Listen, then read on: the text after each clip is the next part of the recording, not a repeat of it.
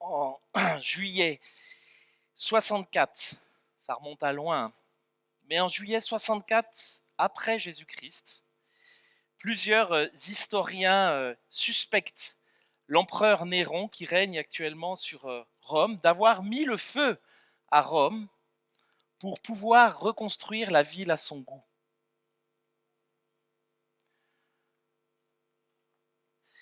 Pour ne pas révéler ses intentions et détourner la suspicion publique quant à son implication dans l'incendie qui a complètement dévasté la ville, Néron dément. Il dément et puis il va rejeter la faute sur les chrétiens. Il va dire c'est eux qui ont mis le feu. Pourquoi ? Parce qu'il considère les chrétiens comme les ennemis de Rome, en raison de leur refus de pratiquer le culte à l'empereur. S'en suivra alors une persécution violente contre les chrétiens.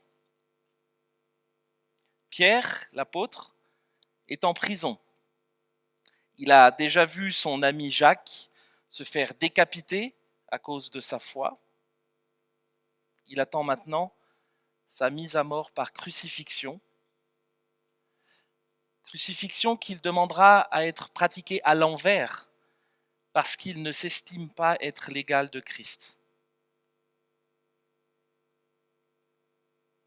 À mort, certains chrétiens dans la ville de Rome voient leur famille maltraitée, rejetée à cause de leur foi. Des femmes et des enfants sont brûlés vifs dans les jardins de l'empereur pour servir de torches vivantes pour l'éclairer durant la nuit. Des enfants et des familles sont jetés dans l'arène pour nourrir les lions. Et cela amuse la foule. Et puis pour ceux qui ne sont pas tués, il leur faut endurer des circonstances difficiles. Certains sont abusés par des patrons injustes. D'autres sont menacés par des conjoints non chrétiens qui mettent des obstacles à la pratique de la foi.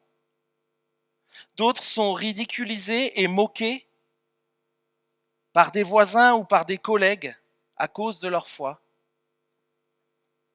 La société dans laquelle ils vivent devient de plus en plus anti-chrétienne.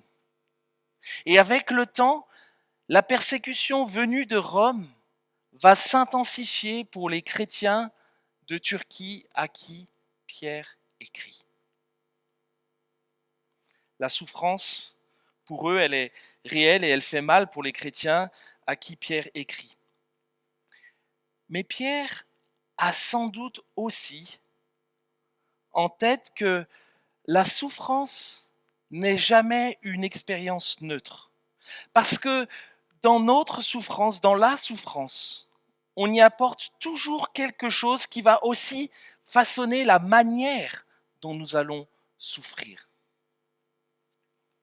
Un conseiller biblique que j'apprécie beaucoup, qui s'appelle Paul Tripp, un auteur que certains peut-être connaissent, dit que pour la plupart d'entre nous, lorsque nous souffrons, nous ne souffrons pas seulement de ce pourquoi nous souffrons, mais nous souffrons aussi de la manière dont nous souffrons. Je vais le répéter. Il dit que pour la plupart d'entre nous, lorsque nous souffrons, nous ne souffrons pas uniquement de ce pourquoi nous souffrons, mais nous souffrons aussi de la manière dont nous souffrons.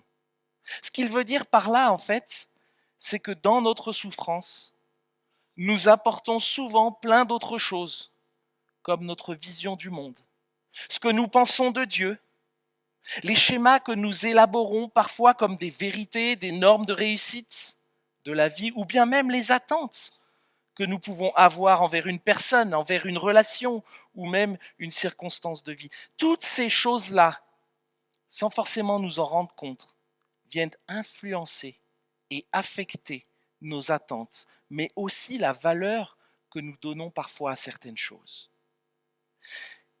Et force est de constater que plutôt que de calmer notre souffrance, cela va souvent venir ajouter à la souffrance de la souffrance. Et cela va venir finalement décupler en nous le découragement, la peur et le désespoir. Vous savez ça, je pense que Pierre, l'apôtre, le sait très bien en fait. Il sait très bien cela et il veut encourager les chrétiens qui souffrent dans les régions de Turquie à regarder et à vivre cette souffrance qui est là, qui arrive chez eux, avec une perspective différente, un regard bien différent de celui que notre monde ou notre société peut nous donner. Dans leur souffrance qui est réelle et qui fait mal, Pierre veut encourager les chrétiens à qui il écrit à regarder et à fixer les regards vers les vérités de Dieu. Il veut les encourager non pas à garder la tête baissée, mais à lever la tête et à louer Dieu pour l'héritage éternel que Dieu offre par la mort et la résurrection de Jésus et qu'il garde dans les cieux à tous ceux qui placent leur confiance en lui. Je vais vous lire le texte que nous allons développer ce matin, qui, comme vous l'avez compris, se trouve dans l'épître de Pierre, la première. Nous allons lire le chapitre 1, les versets 3 à 5. Vous pouvez prendre vos Bibles si vous en avez une. Béni soit le Dieu et Père de notre Seigneur Jésus-Christ, qui, selon sa grande miséricorde, nous a régénérés par la résurrection de Jésus-Christ d'entre les morts, pour une espérance vivante, pour un héritage qui ne peut ni se corrompre, ni se souiller, ni se flétrir, et qui vous est réservé dans les cieux, à vous qui êtes gardés en la puissance de Dieu, par la foi, pour le salut prêt à être révélé dans les derniers temps. Quand on connaît le contexte dans lequel vivent les chrétiens à qui Pierre écrit, on est assez surpris que Pierre ne commence pas par évoquer justement les circonstances difficiles de ses lecteurs, ni même à évoquer avec eux la manière dont ils devraient se comporter dans un monde qui est hostile à l'évangile. Il le fera plus tard. Mais aussi surprenant que cela soit, c'est Pierre va commencer par une prière de louange à notre Dieu, et dans laquelle Pierre veut finalement encourager ses lecteurs à se lever et à louer Dieu. Béni soit le Dieu et Père de notre Seigneur Jésus-Christ.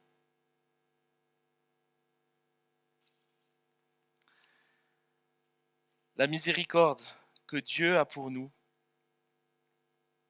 prend toute sa valeur lorsqu'on a pleinement conscience de son péché. Lorsqu'on a pleinement conscience de l'horreur du péché, quel qu'il soit. La miséricorde de Dieu, c'est Dieu qui nous aime et qui, à cause de notre péché, a prévu un moyen de reconstruire ce que notre péché a détruit. Dieu a prévu un moyen de restaurer ce que notre péché a brisé entre lui et nous. Dieu nous aime et par la résurrection de Jésus-Christ, il nous a régénérés. Un terme un peu compliqué, mais qui veut simplement dire que il nous permet, par la mort et la résurrection de Christ, de renaître spirituellement à une vie nouvelle.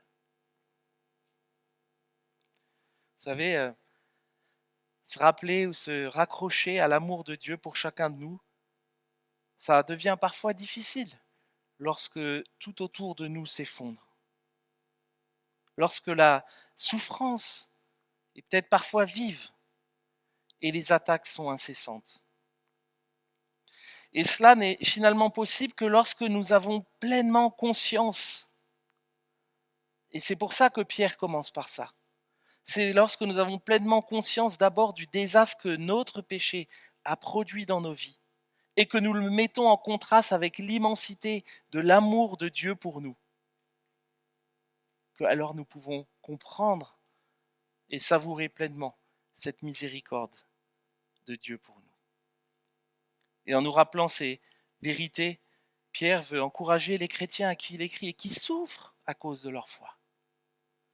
Il veut les encourager à recentrer leur regard sur les vérités de l'Évangile. Vous êtes héritiers de Dieu. Vous êtes héritiers du Dieu créateur. Il veut les encourager à se rappeler de cette vérité et de ses conséquences pour nos vies. Pierre ne nous dit pas, comme nous pourrions peut-être entendre aujourd'hui en allant voir certains spécialistes du monde séculier, vous souffrez ou vous vivez dans une société qui vous fait souffrir, alors recentrez-vous sur vous. Prenez soin de vous. Ne vous préoccupez pas des autres et compensez vos frustrations ou vos souffrances en vous faisant plaisir.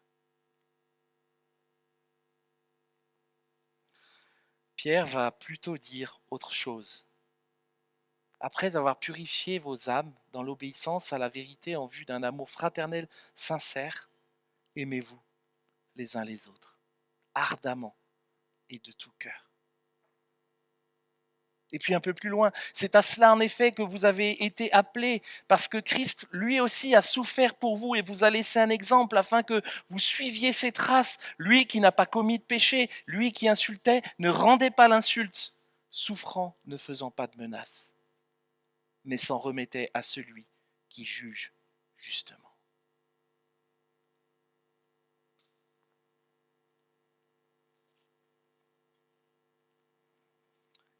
Béni soit le Dieu et Père de notre Seigneur Jésus-Christ, qui selon sa grande miséricorde nous a régénérés par la résurrection de Jésus-Christ d'entre les morts. Pour quelle raison nous sommes héritiers de Dieu? Par amour. Par quel moyen? Par la résurrection de Jésus. Car oui, il y a un peu plus de 2000 ans, 3 jours après sa mort, Jésus est ressuscité. Le moyen par lequel nous pouvons bénéficier de cet héritage que Dieu nous offre par amour, c'est la résurrection de Jésus. La résurrection de Jésus-Christ, elle est nécessaire pour racheter et pour restaurer ce qui a été brisé, ce qui a été perdu à cause de notre péché. Sans résurrection, vous savez, la mort de Christ n'aurait aucun effet. C'est Paul qui dira à notre apôtre, qui dira dans une de ses lettres, si Christ n'est pas ressuscité, votre foi est vaine. Vous êtes encore dans vos péchés. Et bien aimé, ce que j'aimerais que nous puissions comprendre ce matin alors que nous sommes là, et que nous allons peut-être partager à midi un bon repas avec la famille, les amis. Nous allons peut-être organiser une chasse aux œufs dans les jardins, où vous avez peut-être participé ça hier dans vos communes. Mais rappelez-vous d'une chose qui est la plus importante, c'est que sans résurrection de Jésus, la mort n'a pas été vaincue. Sans résurrection de Jésus, la Bible est un mensonge. Sans résurrection de Jésus, l'Église enseigne des mensonges. Sans résurrection de Jésus, le christianisme est une grosse arnaque. Sans résurrection de Jésus, la mort, pour chacun de nous, elle est définitive. Mais bien aimé, en ressuscitant, Christ a vaincu la mort. Et sa victoire sur la mort fait de nous des héritiers de Dieu. Vous réalisez?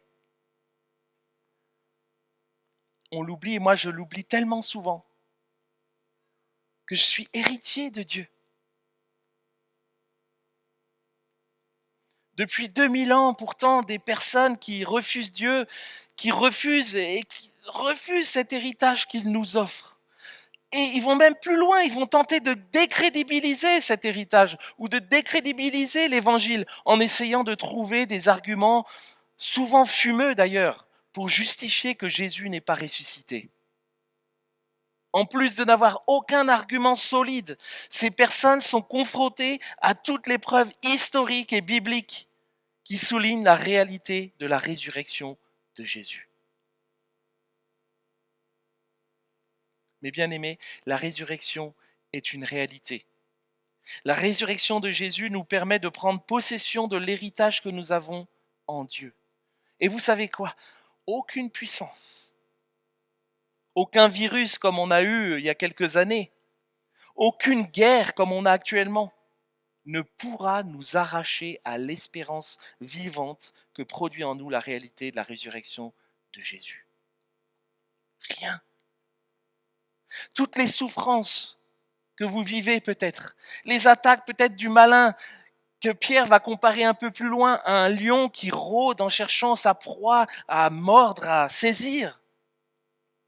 Malgré tout cela, malgré mon propre péché, malgré peut-être le péché dont vous êtes les victimes autour de vous, rien de tout cela, ni même la mort, ne pourra nous empêcher de prendre pleinement possession de l'héritage qui nous est offert par la résurrection de Jésus.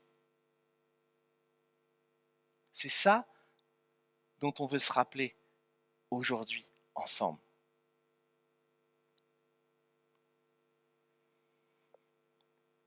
Veux-tu être héritier de ce Dieu-là? Pas besoin d'aller chez le notaire pour ça.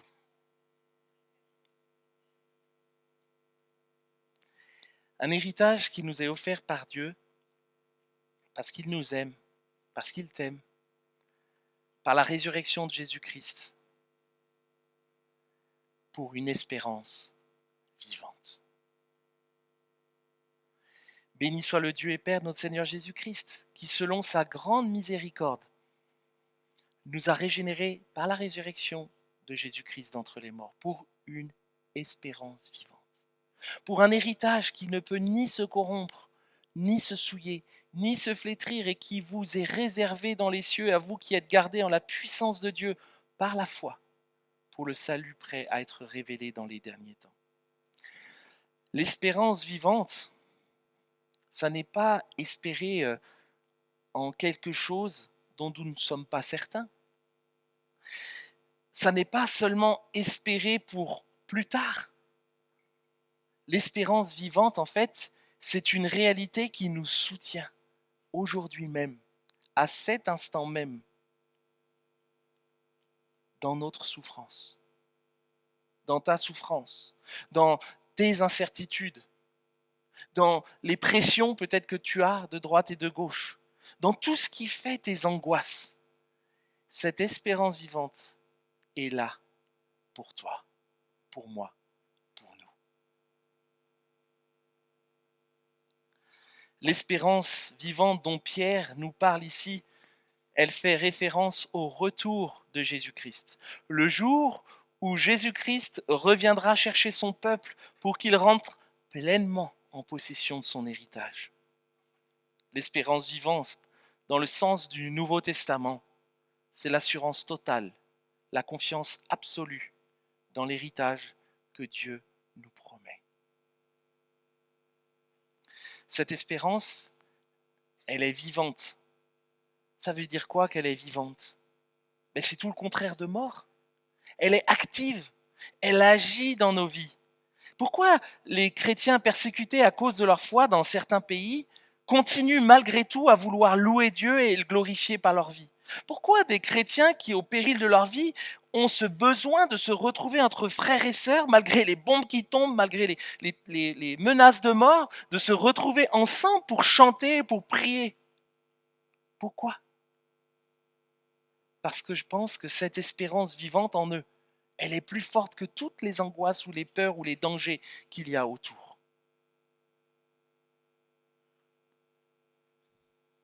Cette espérance vivante, elle change ma perspective sur ce que je vis parce que cette espérance, elle est certaine, elle est ferme et elle est inébranlable. Pourquoi elle est ferme et inébranlable? Parce que notre espérance, c'est celle d'un héritage qui ne change pas. qui ne peut ni se corrompre, un héritage différent des choses terrestres qui avec le temps s'usent et connaissent la malédiction du péché qui mène à la mort. Rien ne pourra la souiller. Aucun mal, aucune impureté ne peut l'atteindre. Rien ne pourra flétrir cette espérance, cet héritage que nous avons. Il garde toute sa valeur, sa beauté, sa richesse. L'héritage est impérissable, sans souillure, inaltérable. Vous savez quoi? C'est un encouragement, ça, pour nous, à ne pas laisser peut-être les circonstances de nos vies construire notre identité. Si tu as placé ta confiance en Jésus, ton identité n'est pas dans ce que tu réussis ou dans ce que tu vis de difficile. Ton identité se trouve ancrée dans l'héritage que tu as en Jésus. Notre espérance, c'est une espérance que rien ne pourra nous enlever. Pourquoi? Parce que le texte nous dit que cette espérance nous est conservée dans les cieux. Mais par qui? Par Dieu lui-même. Dieu lui-même nous garde cet héritage. Personne ne pourra y porter atteinte. Elle est gardée, cette espérance, cet héritage, par la puissance de Dieu, par la foi. Cela ne veut pas dire qu'il n'y aura pas de bataille. Cela ne veut pas dire qu'il n'y aura pas des temps difficiles. Cela ne veut pas dire qu'il n'y aura pas de souffrance ou qu'il n'y aura pas de difficultés. Non. Mais cela veut dire que Dieu se battra pour nous avec une puissance infaillible. Comme on l'a dit tout à l'heure, Satan rôde comme un lion rugissant cherchant à dévorer. Vous savez, il va tout faire pour rabaisser, pour salir, pour éteindre cette espérance que nous avons en Jésus-Christ. Mais la bonne nouvelle, c'est qu'il pourra peut-être nous perturber, mais jamais lui ni personne, ni aucune circonstance de nos vies ne pourront toucher à l'héritage que nous avons auprès de Dieu. Rien. Et le moyen que Dieu utilise pour nous protéger, c'est la foi. Nous sommes gardés, protégés en la puissance de Dieu par la foi. Cela nous encourage à arrêter de croire que si nous tenons debout ou que nous persévérons dans la foi, c'est par nos propres efforts. Non, c'est par la foi seule. Le combat est dur pour les chrétiens à qui Pierre écrit. Et il l'est peut-être pour toi ce matin. Le combat est dur, il est peut-être parfois intense, et peut-être que la souffrance est vive. J'aimerais nous encourager avec ce texte à persévérer, car notre héritage, il est prêt. Il est prêt, et à la fin de son épître, Pierre rajoutera quelque chose d'incroyable. Le Dieu de toute grâce, qui en Christ vous a appelé à sa gloire éternelle, après que vous aurez souffert un peu de temps. Nous, ça nous semble tellement long, mais Pierre, lui, nous dit que c'est un peu de temps. Au regard de l'éternité, les amis, vous formera lui-même, vous affermira, vous fortifiera, vous rendra inébranlable. À lui la puissance au siècle des siècles. Amen. On peut parfois penser que l'évangile de Jésus-Christ est simple ou simpliste, ou qu'il consiste simplement à se convaincre de choses et d'avancer, oubliant tout ce qui est autour de nous et en serrant les dents lorsque nous souffrons.